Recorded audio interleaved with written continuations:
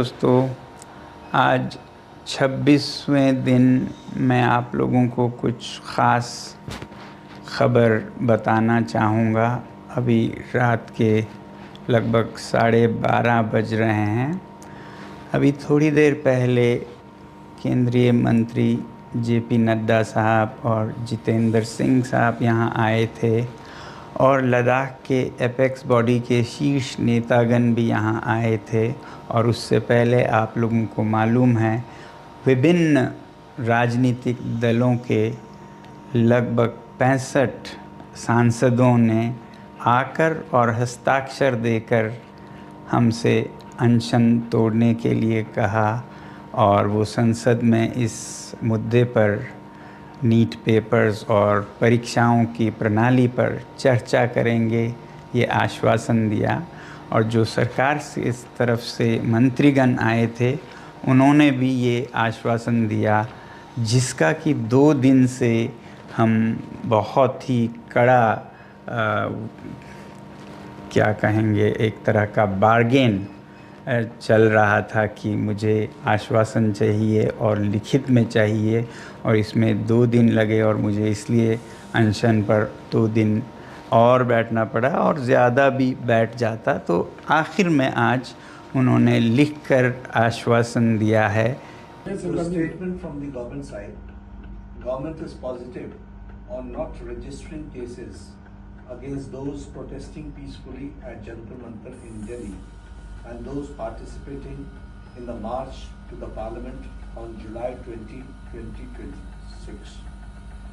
The government has already assured threadbare discussions to find solutions to paper leaks and educational reforms for exams in the Parliament.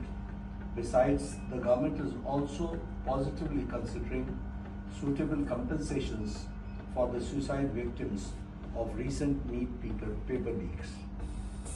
ये हमारे side से I'm grateful that the government has shown sensitivity towards the children who have been victims, towards the youth who were peacefully protesting on those dates, and that both the ruling party and MPs from the opposition have assured me that threadbare discussions will happen on the floor of the Parliament regarding reforms in the examination system like NEET and others, and that we will also be discussing about the accountability of such lapses, and that we'll all make sure that such things never happen. No child, no parent will have to go through what these 20 children and their parents had to go through.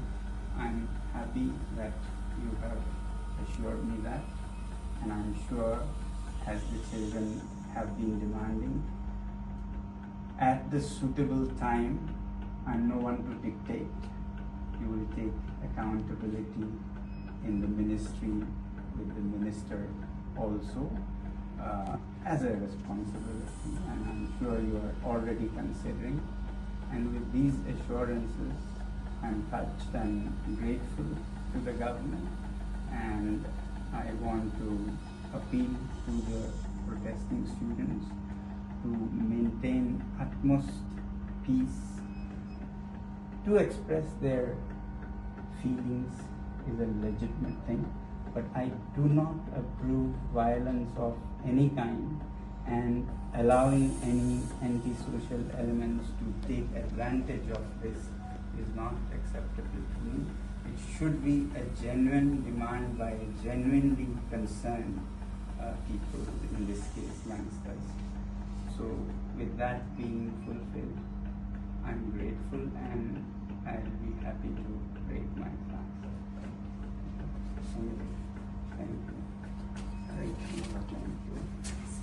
Thank you. I have my leaders from the Apex body of Ladakh and the KDA were also here, and they have flown all the way from Ladakh, and I'm grateful to them. Thank you.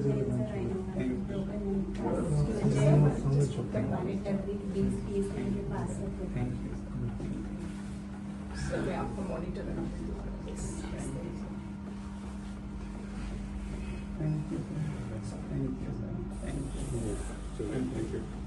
Thank you, sir. Thank you very much. Thank you very much. Just sit up and think. And Gitanjali, you have always been by my side and support, and I don't want to thank you, but express my feelings this way.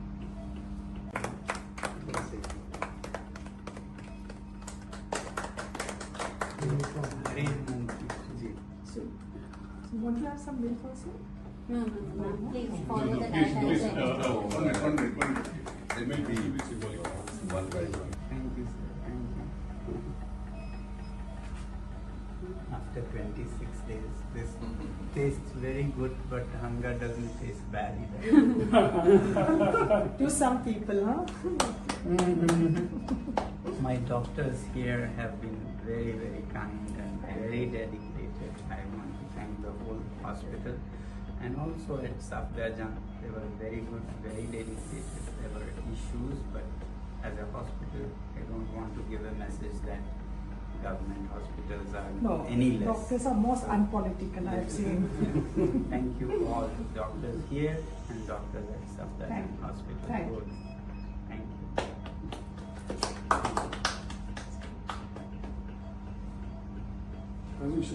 both. Thank you. Alright. Space, huh? Suffocating. Yeah, çok Yeah. Aşağı.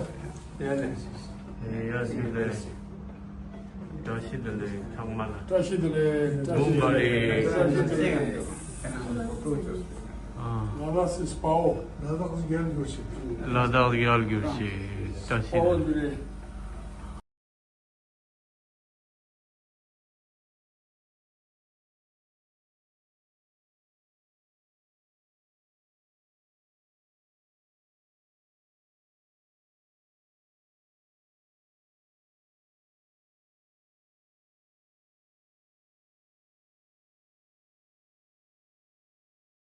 आज उन्होंने लिखकर आश्वासन दिया है। एक तो ये कि जो हमारे विद्यार्थी और युवा जंतर मंतर पर शांतिपूर्ण आंदोलन कर रहे हैं या जो 20 जुलाई को संसद चलो में भाग ले रहे थे, उन पर कोई कानूनी कार्रवाई, FIR इत्यादि नहीं करेंगे। ऐसा बहुत होता है ऐसे आंदोलनों में, तो ये हमने आश्वासन लिया है कि ऐसा कुछ नहीं किया जाएगा। दूसरा ये कि जो पेपर लीक के इस हादसे में मृत हुए बच्चे हैं 20 से भी ज़्यादा, उन सब को उपयुक्त कॉम्पनसेशन दिया जाएगा, मुआवज़ा दिया जाएगा उनके घरों को। और तीसरा ये कि इस मुद्दे पर और शिक्षा और परीक्षाओं में जवाबदेही सरकार में लाने के बारे में संसद में पूरी तरह से वार्ता होगी, बहस होगी कि आगे से ऐसा ना हो और जो हुआ है उस पे पूरी जवाबदेही हो। अब आप कहेंगे ज़रूर कि धर्मेंद्र प्रधान जी के इस्तीफ़े पे क्या हुआ। पहली बात तो इस बात पे वो अभी मुझे कोई आश्वासन नहीं दे पा रहे थे कि ऐसा कब होगा, और संसद के फर्श पर तो इस पे चर्चा होगी ही। अब मेरे सामने दो रास्ते थे, या तो मैं और अनशन पर बैठूं हफ्तों और शायद उसी में ख़त्म हो जाऊं। फिर आप ही लोगों में से हज़ारों लोगों ने मुझे आज से 2-3 हफ्ते पहले से कहते आए हैं कि आपकी जान ज़रूरी है, आपको संघर्ष आगे रखना है, ज़िंदा रहना ज़रूरी है। मगर मैं ये भी नहीं मानता कि हमने ये हासिल नहीं किया है। दोस्तों, मेरा दिमाग अलग तरह से चलता है। अगर वो ऐसा नहीं करते, इस्तीफ़ा नहीं देते, तो इससे हानि हमें या बच्चों को नहीं होगा, सरकार को खुद होगा। इस छोटे से मुद्दे को न टालकर वो खुद अपनी हानि कर रहे हैं, बल्कि दे देते इस्तीफ़ा तो कब से उनका ये सारा नुकसान रुक जाता। इसलिए मेरे लिए सबसे ज़्यादा ज़रूरी ये बात नहीं थी, इसका तो खुद निपटारा हो जाएगा तमाम तरीक़ों से। ज़्यादा ज़रूरी मेरे लिए था कि हमारे बच्चों पर कोई ऐसे केसेस न लगें। आपको नहीं पता है, मैंने देखा है लद्दाख में कैसे सालों जीवन भर उन्हें FIR के चक्कर में अपने भविष्य को बिगाड़ना पड़ता है। ऐसा कुछ नहीं होगा, ये हमने उनसे हासिल किया है, इसकी मुझे खुशी है।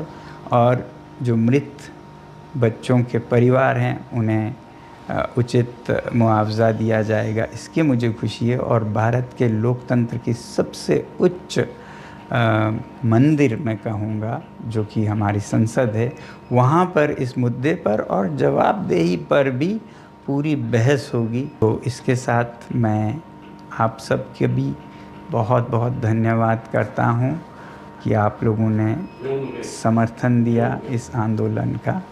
जय हिंद।